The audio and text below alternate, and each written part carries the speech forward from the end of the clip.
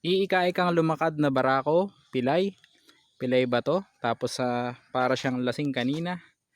At medyo humihingal ngayon ng konti. Okay, so sa video ito, ipapakita ko sa inyo kung bakit sa tingin ko nagkaganto ang barako natin. At ano yung mga gagawin ko para magamot siya. Okay, so samahan nyo ako sa video to at ating alamin kung ano nangyari sa kanya. Okay, so magandang araw sa inyo mga kakambing. Ayan, sa nakikita nyo yung barako ko ay ganyan maglakad. Oh, halos madapa siya. At napansin ko to kanina no nagbigay ako ng feeds, nagtakbuhan sila. Para siya natapilok na ewan na hindi ko maintindihan bakit ganun yung lakad niya. Hindi naman siya tumumba totally, pero makikita mo na may masakit doon sa kanyang paa. Kaya syempre unang naisipan ko baka kakabangon lang at kumbaga sa atin nangingimay pa. Pero nung tiningnan ko medyo kumakain na sila at naglalakad-lakad na after nun, may ika-ika pa rin siya. Kaya una kong ginawa is visual inspection sa paa. Ayan, so parang ganito yung itsura niya. Yan, parang naka ano, tawag doon, nakapalabas yung kanyang paa. Yan, so kumain naman siya ng feeds kanina. At ako makain siya ng mga layak, damo dito. Kaya hindi ako masyadong nag-alala. Ngayon, ang tiningnan ko ay yung paa.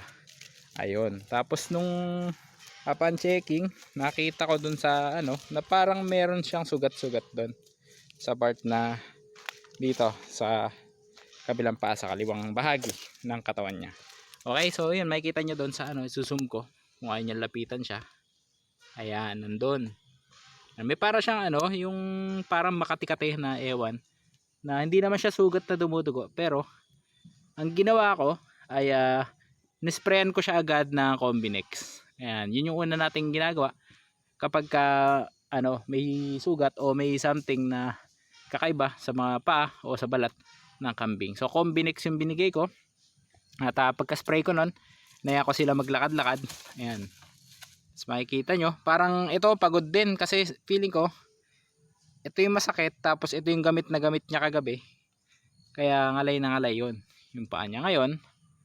Ang ginawa ko, tiningnan ko rin kanina yung hooves nila at tinrim ko to kasi medyo mahaba na. So sa ngayon titrim ko ulit to itong isa na bahagi at titingnan natin kung may improvement. Ayan, kung gusto nyo pala makita kung paano ako mag-trim, meron akong nakahiwalay na video tungkol dyan. Okay, so ito naman tatabasin natin yung kuko niya dito para makita natin yung improvement niya. So wala naman tayo dati pag-alala dahil kumakain naman siya at nakakalakad pa.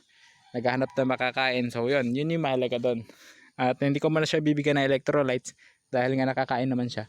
At pati doon sa labas, nakapagpastol tayo kanina. Mas maaga lang siyang bumalik ngayon dahil sa tingin natin ay may masakit. Okay, so mag-trim muna ako and update ko. Ito pala yung ginamit ko mga kakambing na pang spray. Yan, Combinex. Yung kulay violet kapag ni-spray mo. Nisprayan ko rin yung harapan na pa kasi may nakita rin ako sugat. Yan, tataka ako bakit may mga sugat yung mga paan nila.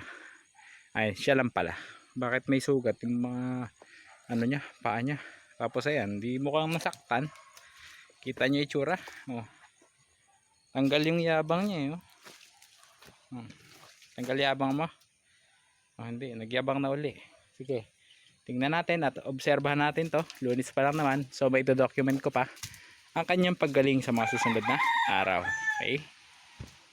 At syempre dahil mukha siyang stressed, ayan. Tsaka masakit naman talaga eh. Stress ka pagka may masakit sa'yo at hindi ka makatayo ng maayos. Kaya bibigyan ko siya ng vitamin B complex para mas mapabilis ang kanyang recovery. Ginawa kong 5 ml dahil bukod sa malaki siya, meron siyang dinaramdam na masakit. Ayan. Kaya 5 ml yung binigay ko kay Walter. Hindi ko pa siya natimbang pero ito ay tingin ko baka magsi-60 na yan. Sa tingin ko kasi mas matangkad siya sa akin eh. Diba? Kaya ayun, 5 ml lang ating ibibigay. So, ang gagawin ko ay intramuscular injection. Kung gusto niyo uling makita ng mga ganon, pasyal kayo dun sa iba kong videos kung paano ako magbigay ng intramuscular injection sa kambing o pag-inject sa muscles. At ayan na nga, day 2 po. Kung kahapon nakakatayo pa siya, ngayon hindi na talaga. Kapag pinipilit kong tumayo, ay pipilitin naman niya kaso babagsak uli siya. Kaya sa tingin ko po ay dapat na ako magbigay ng DCM. Dahil ito ay isang sintomas na ng calcium deficiency. Yan. So bihira naman mangyari yan sa barako ko. pero maigi na yung nagbibigay nito. So sa ngayon ang ano nito, yung dosage ay pagdating sa sheep and swine ay ayan, babasahin natin. Ayan, nasa 50 to 100 ml. May be given by IV intravenous yon or intramuscular. So pwede nating inject ng intramuscular. So sa ngayon, bibigyan ko muna siya ng 10 ml muna. Okay, para hindi mabigla. So kung gusto niyo din makita kung paano ako magturok, meron akong separate video kung paano ako nagtuturok ng DCM for maintenance ng goat. So pasyalan nyo na lang po. Sakit yan pag tinurok. O iyak. Iyak. Lugmok. Hindi ko na videoan eh. Iyak siya kanina eh. Siya pa ha, sa kabila naman. Iyak mo na isa. Magkabila ako na naturokan. Sinobrahan ko ng konti sa 10 ml. Yan. Okay? Tingnan natin kung may improvement ka ha. Mamaya pakakainin ko na siya. Ayan, tapos napakain ko na siya. Feeds muna. Medyo napasobra yata. Tapos tubig. Yan, uminom naman siya. Kita naman doon yung nilaglagan ng mga feeds. At napapansin nyo, yung pwesto niya binago ko. Yan. Yung para hindi mamatay yung mga cells sa muscles niya.